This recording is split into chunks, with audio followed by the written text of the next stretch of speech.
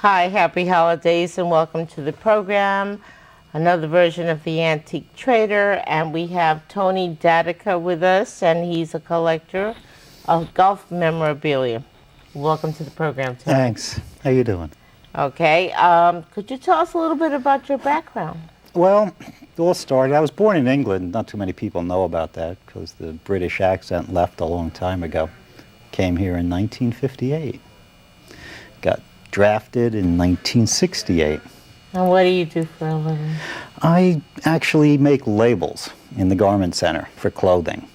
That's just the main thing that I do. And my second little hobby is acting. I act, and actually we do the Tony and Shlomo show, which I think you might be familiar with. Yeah. Yes, I'm very familiar. Shown all over the world. That's right. Yeah. And could you tell us more about your acting career?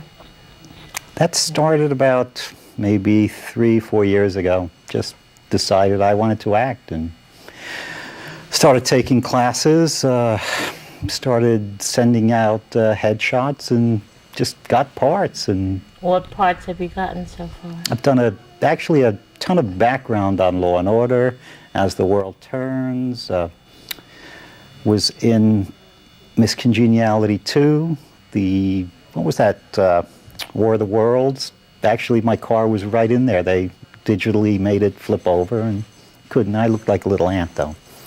Great. Okay, so tell me, how did you get into collecting golf memorabilia?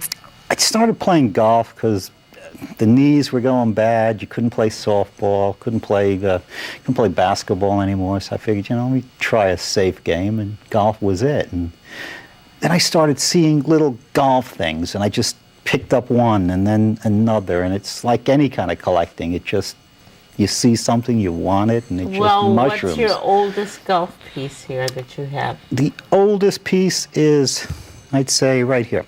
It's a golf ball. Okay. That dates back probably to the 1860s. That's what you call it. It's a hand-hammered gutty. When they first started making balls, they were all smooth. And what happened was, the golfer would hit the ball, and since it was smooth, it would just wobble all over the place. They found out that the older the ball got, it got little, dings in it, imperfection. And as the ball flew through the air, it started flying straighter. So they actually started putting those in there, and those were hammered in by hand. And what kind of material? Do you know? It looks like leather. No, it's actually it's a rubber. It's a rubber-based material. I think really? A rubber and a lacquer mixture. If you look at it from the angle where I'm looking at it from, it looks like it's leather. It has that leather. It actually was white. The white wears off over the years. That happens to be graded in good condition. Oh. Okay. Oh no, actually that one's poor. And if that was graded in good condition, it'd be worth a lot more than my little piddling poor. That's great. Tell us about those watches that you have right there. These are actually, they keep score. And this one is from the 60s, and that one is basically the same thing, but from the 20s. And you can actually see how they progressed over the years. There is one that they make now, but it just doesn't have the same character, and it's amazing. They're very interesting. Yeah. But anyway, golfers lie anyway. This one has to be how old, do you know? That's from the 20s. It's from the 20s, and this one? From the 60s. From the 60s. Yeah. Okay, what else do you have for us? Oh, I've got... I see something that's really cute here. That, I guess you could consider a cross collectible. You can take it out of there. Oh, okay. And I really didn't realize it. It was supposedly an old golf scorecard.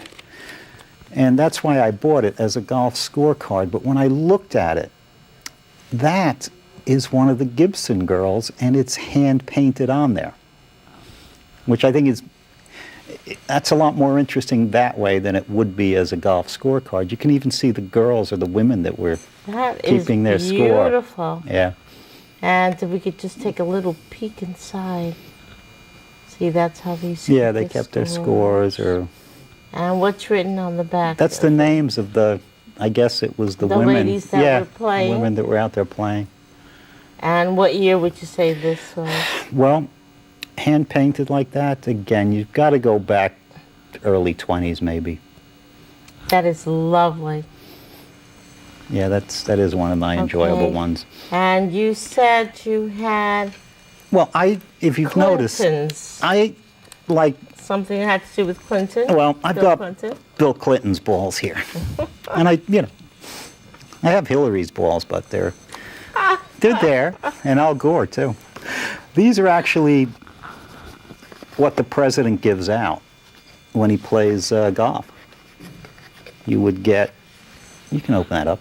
One of these. Yeah, if you went out to play golf with the president, you would get balls like that. I guess if you went out with Hillary, you'd get a set of her balls. They'd be pink? I don't know, they're pretty big. Okay. But it's got the presidential seal on it. You've got this his is very, very interesting. Yeah. See if we can get it a little bit closer so they can see that. See, that's the presidential emblem. Oh, where Yeah. did you get these? I got these again at an auction. I like to go to auctions and collect golf things, so just very they interesting. accumulate over the years. That one's got his signature. And what is actually interesting is I'm a golfer, okay? And this is a Tour Blata, top of the line. You go to Hillary's, the next step down, and then you go to Al Gore's is the lower end. So it's Bill had the best, Hillary had the next to the best, and Al had the low So end. you have all three. Yeah. Okay. And all three are autographed by them. Well, they have their signatures on them. Right. Those are actually printed autographs. They're not. They're printed on. They're printed yeah. on. Yeah, they're printed on. But that's wonderful. Yeah. This right here is an actual autograph, and that's And this this is Gerald Ford. Yeah, he was a big golfer too. Oh, how nice. Yeah. I had actually. That is so great. Yeah, who else? I had Richard Nixon, but I gave that to my son, so he's a Republican, so he can have it. That is beautiful. Did you buy this encased or did you? Yeah, you always get them encased. Yeah. You always get Yeah, them you always encased. get. That's one of the things I do collect a lot of signed balls. So. Okay. And we'll be right back and we'll continue with more golf memorabilia. Don't miss us. Stay tuned.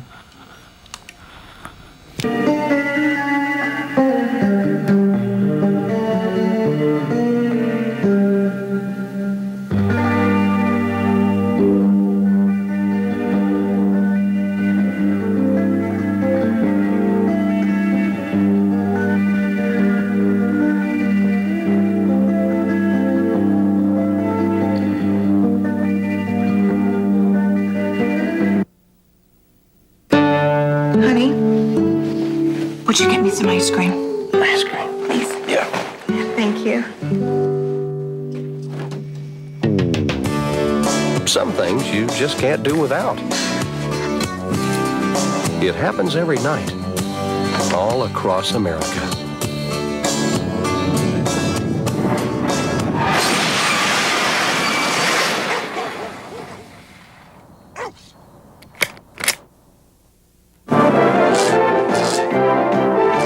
We must all be more diligent about not wasting energy. By George, I think I've got it. It's elementary. We face an awful waste of energy. To find a remedy, it's up to you, it's up to me. We all agree it's true. The world has got a major job to do. If we might just review, it's up to me, it's up to you. Please don't waste energy.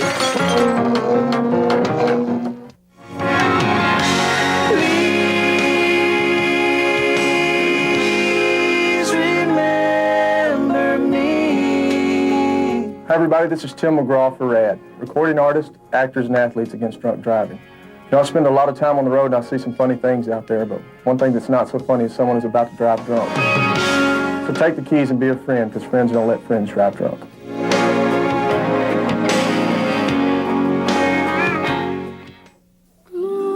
There's a vacation village for sick kids near all the fun in Orlando. It's called Give Kids the World. I never saw my mom and dad laugh so much.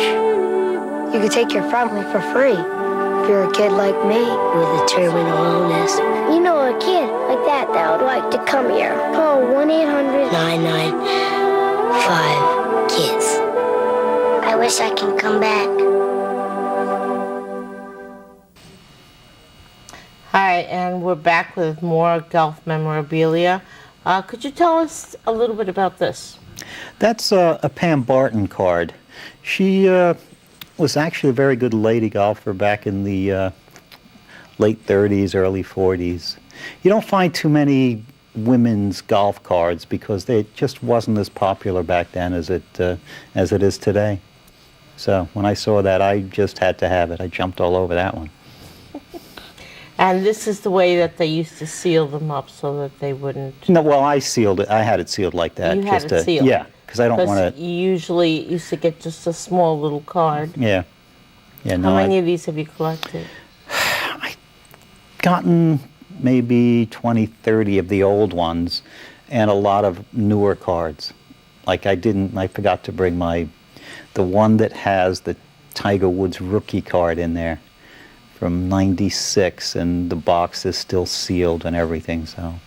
Oh, that's wonderful. Yeah, that one. Tell us about that picture you have over there. This is actually Byron Nelson. And again, that's one of his cards, and it's actually signed by Byron Nelson. And I think Byron died recently, or maybe within the past year or two. He was actually a very great golfer. I have a ball that goes with that. I try to get sometimes, if I got a glove, I will try to get a ball or get at least two things signed by. Who are the gloves? Who owns the gloves? Actually, the gloves. This was my glove. I used to play with this. And I was at a golf outing, and Lee Trevino was playing. And I had nothing to, so I'm like, I put it on, I stuck my hand at him, I'm like, Lee, could you sign that? And he signed across the palm. That gave me the idea. I started collecting golf gloves signed across the palm. That is Well, that one's old and ratty, but now I'm using new gloves, and that was one of my all-time favorites, Arnold Palmer. Yes, my favorite. Yeah, absolute. I've got Arnold Palmer, Jack Nicklaus, because I do marshal some of the golf tournaments, and that's the best time to get your signatures. Oh, that's great. So how many pairs of gloves do you say you have? Maybe so far about 12. Lots of different golfers. But again, I'll take a glove, and I'll take a ball, and I'll display it with the glove and the ball next to it, signed by the golfer. What do you have, one big room just dedicated to golf memorabilia? Yeah, my wife grumbles and carries on. What's this here? These are old boxes, and there are some behind you too.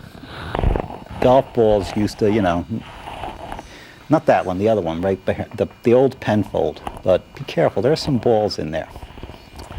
Feels heavy. But what's interesting, when you open that one, you're going to see the balls, and you're going to see something that they do that they don't do now. They used to hand wrap each golf ball. I mean, that is they're so cute. incredible. They almost look like candy. Yeah.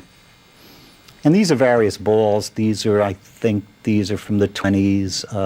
The wrapped ones are from the 30s. This one is probably, just judging by the way that one looks, could be maybe the 50s, that one. They look like wrapped chocolate candy. I love it. Oh, you should see them. I mean, beautiful. They are. Like, here's a box that has the whole thing is wrapped. And that's how you would buy a box of golf balls. Everything would be hand wrapped. It was just... See if we could see these. Yeah, they took their time back then. Those are actually... they're so beautiful. Those Dunlops are actually English Dunlops. Those were made in England. And the difference, you couldn't play those balls now. They're slightly smaller than a regulation USGA ball. So you couldn't go out and play it tournament with that. You can take one out there. No, that's You okay. I felt such expensive things, and I'm always afraid to drop something. Oh, yeah, there are just so many different things you can collect. Like, if you collected little whiskey bottles. I didn't buy that as a whiskey bottle. I bought that because it was a golf club. That is very cute. It's very unique. Oh, yeah, I just, looks like these things. So you can see. Let's look at some of the other goodies here. This, again, was not collected as a whiskey bottle. It was collected because it was a golfer. Quite a happy golfer. Yeah. Shame there's no alcohol in there. The hat is the the stopper. Oh, that's cute. I didn't realize Yeah. that the hat would come off. Yeah, the hat comes off. And, well, that actually had whiskey in there. That is that was very, sold very like that. cute. So But that is lovely. And what else do you have? again, there are so many different things that could be cross collectibles. People could collect old matches. I don't collect matches, but you've got a golfer on there. And I can't really place the date of that, but that almost looks like Bobby Jones. And he was actually, they say he could have been the greatest golfer, but he never turned pro. He was always stayed as an amateur. It's just Beautiful. Yeah. There are a lot of great things you can get out there. What is this? That is from, I'd say, the 60s, early 60s. And you can open it up. That's where you get the... Keys. You've got your tees and your little ball marker. But that was given away as a promotion, I think, for an insurance company. The name is stamped on the back. That is really, really nice. It's beautiful. This one, I actually got this, even though it was golf. I mean, I was a big Bing Crosby fan, so... Oh. Yeah, that was when he used to sponsor the Pro-Am, and they'd have it on every year. But again, a whiskey bottle, but it's a golf theme. Okay, we're going to take a short break, and when we come back, you have a special autographed ball that we want to see. Oh, okay. All right. Okay? We'll dig it up. We'll be right back.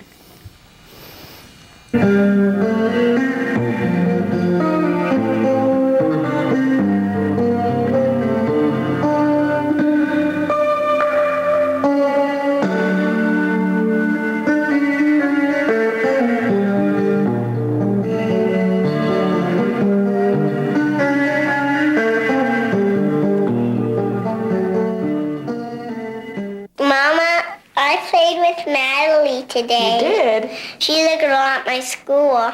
She has pretty hair and I like her long hair. We played together, we talked together, and we were eating outside and bugs got on it. Gnats. They're just fly around and get on people's food. Then we killed all the bugs and then it was gone before we knowed it.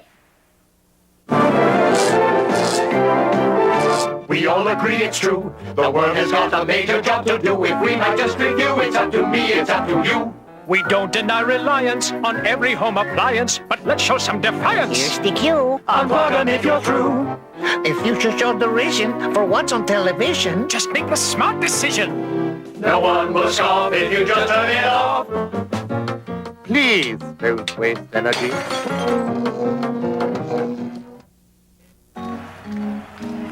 10,000 eyes are on me. Do it, Casey, do it. Shouting, Casey, go all the way. Casey, do it. Score. Come on, Casey. First base, second base, third base. Make your move today. Do it, Casey, do it. Score mighty, Casey, score. Score. I just don't get it. Is that what girls are for?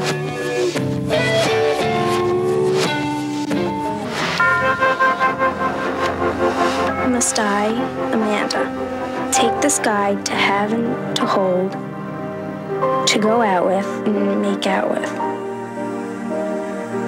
to be together even sleep together. To go all the way. Because they say he'll walk away. Unless I do. If you don't talk with your kids about sex, who will? Our free booklet can help. Hi, welcome back. And this happens to be very, very special. This has a Bob Hope autograph. Tell us, how did you get this? Well, like anything else, though, you have to buy it. And again, I had gotten that from one of the dealers I use over the years. And it's the one thing about autographs, you have to know who you're dealing with.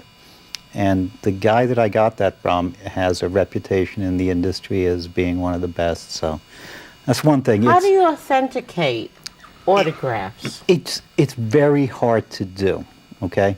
You can go, you can look and see the way they used to sign it. But the biggest thing, as far as if you're going to get something that's signed, get it from somebody who's reputable and who has a reputation, because I can print a certificate of authenticity on my computer and make it look good.